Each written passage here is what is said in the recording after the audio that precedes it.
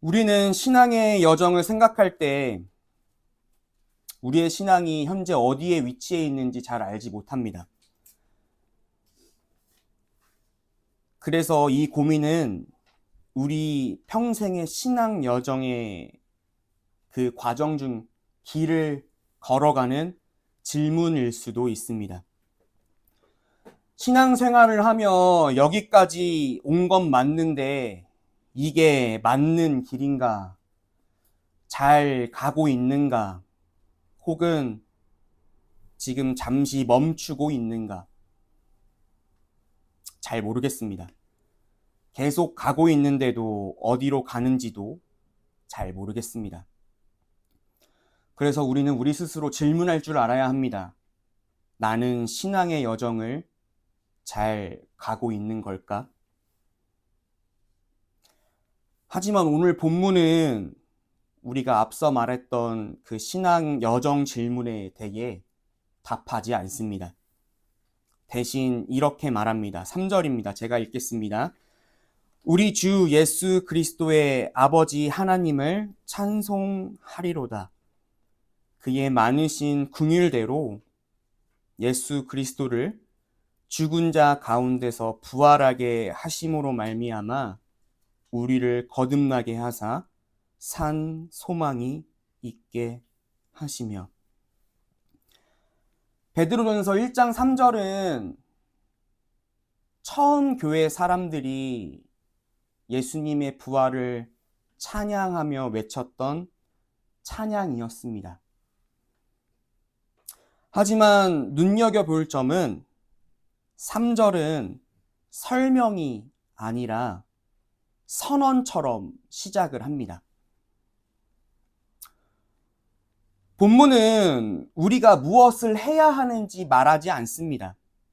또한 어떻게 살아가야 되는지도 말하지 않습니다.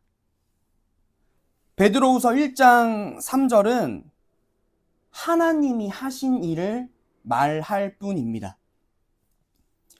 하나님은 우리를 거듭나게 하셨습니다. 거듭남은 사람이 한 일이 아니라 하나님이 하신 일입니다. 거듭남은 우리의 존재가 변화되었음을 말합니다. 조금 나아진 것이 아니라 우리의 출발이 바뀌게 되었음을 말합니다.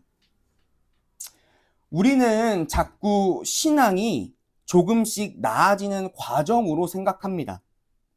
우리의 신앙이 어제보다 오늘이 더 나아지고 있다.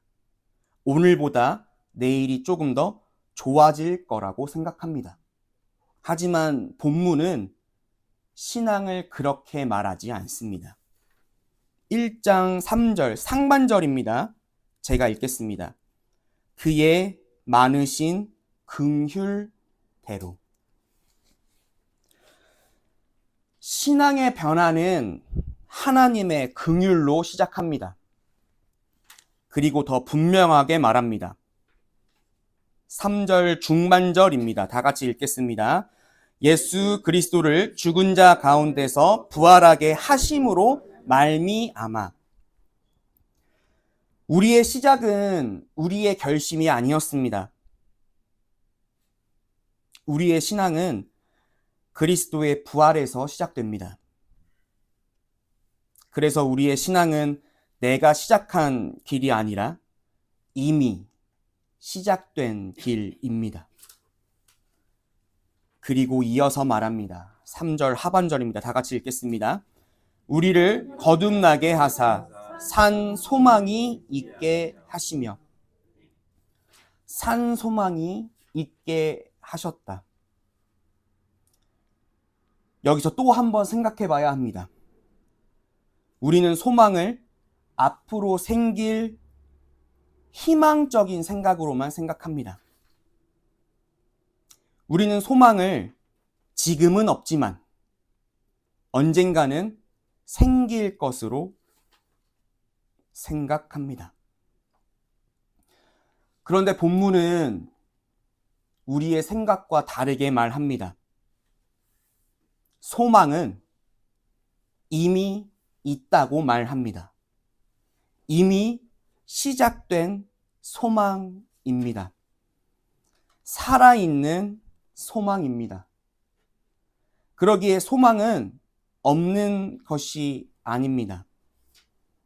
지금 우리 눈에 보이지 않을 뿐 소망은 우리와 함께 있습니다. 그래서 우린 다시 물어야 합니다. 이미 신앙이 시작되었다면 내 신앙은 어디로 가고 있는 걸까? 오늘 우리가 읽은 베드로 전서 말씀에서 4절은 이렇게 얘기합니다. 다 같이 읽겠습니다. 썩지 않고 더러워지지 않고 낡아 없어지지 않는 유산을 물려받게 하셨습니다. 이 유산은 여러분을 위하여 하늘에 간직되어 있습니다. 4절에서 유산을 말합니다. 유산은 사라지지 않고 변하지 않는다라고 말합니다. 본문이 유산을 3번 강조해서 말합니다. 썩지 않고 더러워지지 않고 낡아 없어지지 않는. 본문은 유산을 3번이나 의도적으로 강조하며 말하며 없어지지 않는다라고 말합니다. 그리고 분명하게 말합니다. 이 유산은 하늘에 간직되어 있다. 이미 있고 이미 준비되어 있습니다. 그렇다면 이 유산은 언제 받는 걸까요? 우리는 일반적으로 유산을 죽은 사람이 남겨놓은 재산 또는 이어받을 정신이라고 생각합니다. 그러기에 유산이란 단어를 들었을 때 추후에 또는 나중에 받게 되는 것이라고 생각합니다. 하지만 본문은 그렇게 말하지 않습니다. 본문은 이미 있고 이미 간직되어 있다고 말합니다. 그래서 우리는 거듭남과 유산을 같이 보아야 합니다. 거듭남과 유산은 분리되지 않습니다. 신앙으로 인해 우리의 시작은 바뀌었지만 끝은 이미 정해져 있습니다. 우리는 지금 그 사이를 살아가고 있는 신앙인입니다. 그리고 그 다음 절에 이러한 점을 더 분명하게 말합니다. 5절입니다. 다 같이 읽겠습니다. 하나님께서는 여러분의 믿음을 보시고 그의 능력으로 여러분을 보호해 주시며 마지막 때에 나타나기로 되어 있는 구원을 얻게 해 주실 것입니다. 5절을 보면 우리는 안도감을 느낍니다. 아, 이제 괜찮다. 이제 내 신앙은 안전하겠다. 하나님께서 보호해 주신다고 했으니 이제 아무런 문제 없이 살아갈 수 있겠다. 그런데 바로 이어지는 말씀을 보면 전혀 그렇지 않습니다. 6절입니다. 다 같이 읽겠습니다. 그러므로 여러분이 지금 잠시 동안 여러 가지 시련 속에서 어쩔 수 없이 슬픔을 당하게 되었다 하더라도 기뻐하십시오. 6절은 의도적으로 접속사를 넣었습니다. 그러므로 여러분이 지금 잠시 동안 여러 가지 시련 속에서 어쩔 수 없이 슬픔을 당하게 되었다 하더라도 기뻐하십시오.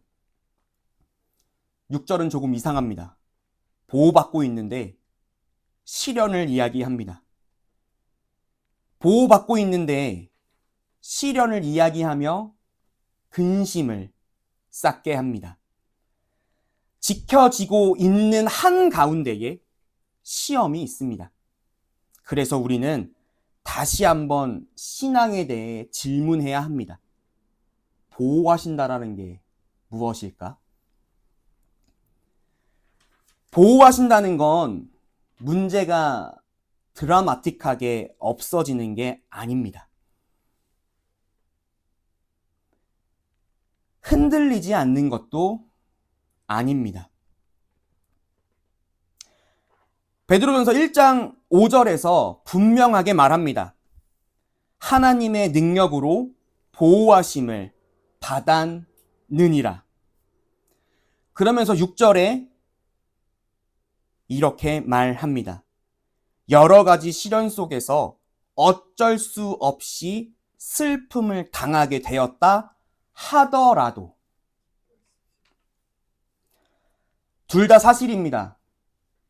보호받습니다. 그런데 여전히 흔들립니다. 지켜집니다. 그런데 여전히 근심합니다. 그래서 신앙은 문제가 없는 상태가 아니라 문제 속에서 사라지지 않는 내 신앙의 상태입니다. 문제 속에서 사라지지 않는 상태가 성경에서 말한 보호입니다.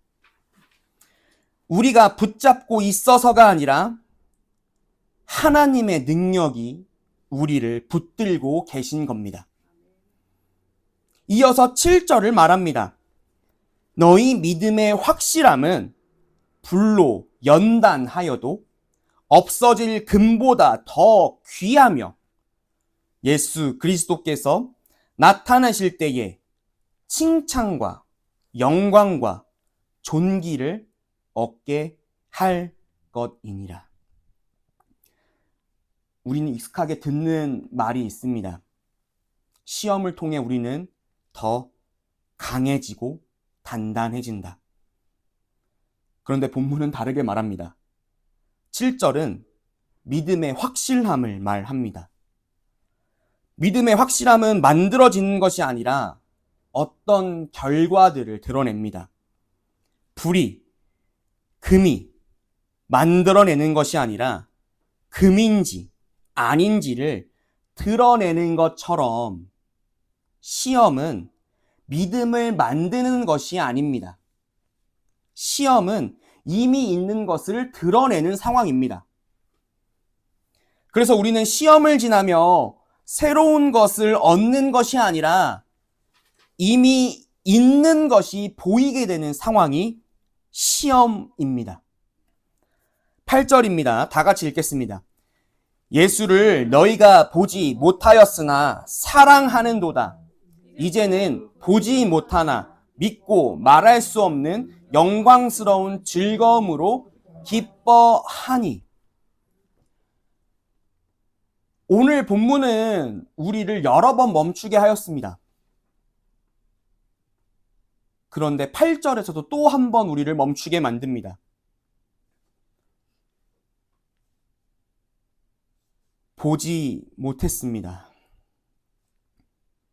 그런데 우린 예수를 사랑하고 예수는 우리를 사랑합니다. 하지만 지금도 보지 못합니다. 그런데 믿습니다. 그리고 기뻐합니다. 하지만 아직 아닙니다. 아직 완전히 드러나지 않았습니다. 그런데도 신앙은, 예수는 이미 와 있습니다. 그래서 기뻐합니다. 9절입니다. 다 같이 읽겠습니다. 믿음의 결국 곧 영혼의 구원을 받음이라. 다시 한번 읽겠습니다. 믿음의 결국 곧 영혼의 구원을 받음이라. 결국은 아직입니다. 그런데 그 믿음의 결국이 지금의 나를 붙잡고 있습니다. 그래서 제가 처음 질문 드렸던 질문으로 돌아가겠습니다. 나는 지금 이 신앙의 여정을 잘 가고 있는 것일까? 본문은 이 질문에 직접 답하지 않았습니다. 대신 이렇게 말합니다. 이미 시작되었습니다. 이미 준비되었습니다.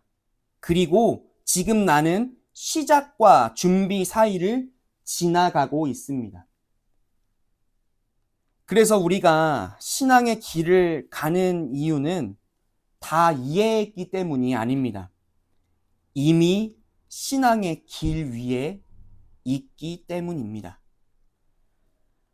우리는 이유를 다 알아서 신앙의 길을 가는 것이 아닙니다.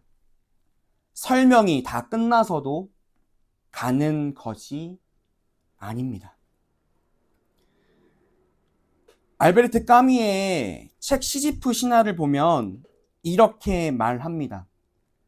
주인공 시지프가 의미 없는 돌을 계속 굴리며 산 꼭대기에 돌을 다시 들어 올립니다. 돌을 굴리면 돌은 다시 떨어집니다. 하지만 시지프는 여전히 그 돌을 산 꼭대기에 놓기 위해 계속 굴리고 있습니다. 돌을 굴리면 떨어지는 것을 알고도 계속 굴리는 것입니다. 돌이 꼭대기를 다 향해 올라갔을 때 멈춘다라는 보장이 없습니다. 하지만 시지프는 다시 돌을 굴려야만 합니다. 중요한 것은 돌을 굴리는 것을 멈추면 안 된다는 일입니다. 우리는 아무것도 없어서 돌을 굴리는 것이 아닙니다. 시지프 신화에서 시지프가 돌을 멈출 때 가장 불행한 사람이고 자신이 돌을 굴리면 떨어진다는 것을 알면서도 자신의 의지를 갖고 돌을 계속 굴려가는 것, 이것이 우리의 신앙입니다. 그러기에 우리는 우리의 신앙 여정을 멈추면 안 됩니다. 우리의 신앙이 있기 때문에 그냥 가는 것입니다. 그냥 돌을 굴리는 것입니다. 그냥 돌을 산 꼭대기에 묵묵히 굴려 올리는 것입니다. 그래서 신앙은 설명이 끝나서 가는 길이 아니라 이미 내가 받은 것을 가지고 지금 이 시간을 지나가는 사건입니다.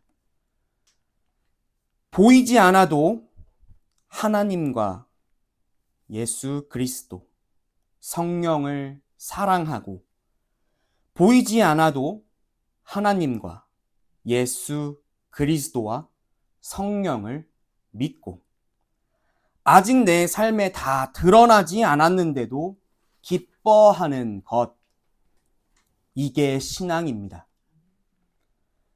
그래서 우리는 더 잘 믿기 위해 신앙의 길을 가는 게 아닙니다. 이미 받은 우리의 신앙을 가지고 묵묵히 오늘 살아가는 것이 신앙입니다. 그렇게 우리는 신앙의 쉼표의 여정길에서 신앙의 마침표를 찍기 위해 사는 삶이 우리의 신앙입니다. 그러기에 묵묵히 우리의 돌을 계속 굴려나가는 우리 성도님들이 되셨으면 좋겠습니다. 하나님, 우리는 지금 어디를 가고 있는지를 잘 모를 때가 너무나도 많습니다. 내가 가는 신앙의 길이 맞는지, 계속 가도 되는지 흔들릴 때가 너무나도 많습니다. 그래서 우리는 확실한 답을 얻고 싶어 했고 답을 찾으려고 했습니다. 설명을 붙이려고 했습니다. 우리는 흔들리고 싶지 않아 했습니다. 그런데 오늘 말씀을 통해 하나님은 우리의 신앙길을 다시 보게 하셨습니다. 하나님은 우리가 무엇을 해야 하는지가 아니라 이미 주신 것이 있다는 것을 알게 해 주셨습니다. 우리를 거듭나게 하신 것도, 산 소망을 주신 것도, 썩지 않는 유산을 준비하신 것도 모두 하나님께서 하신 일임을 우리는 다시 한번 고백합니다. 하나님, 그런데도 우리는 여전히 흔들립니다. 근심합니다. 불안해합니다. 그런데도 사라지지 않게 붙들고 계신 하나님의 손을 믿습니다. 보이지 않아도 사랑하게 하시고, 보이지 않아도 믿게 하시고, 아직 다 드러나지 않았는데도 기뻐할 수 있도록 우리의 믿음을 붙들어 주시옵소서. 우리가 더 잘 믿기 위해 살아가는 것이 아니라 이미 주신 것을 가지고 오늘을 살아가게 해 주시옵소서. 우리가 이해되지 않는 시간 속에서도 이미 주신 것을 놓지 않고 끝까지 우리의 신앙 길을 걸어가게 하옵소서. 신앙은 단거리가 아니라 장거리임을 알게 하시고 그 장거리의 마지막에 마침표를 찍게 해 주시옵소서. 예수 그리스도의 이름으로 기도합니다.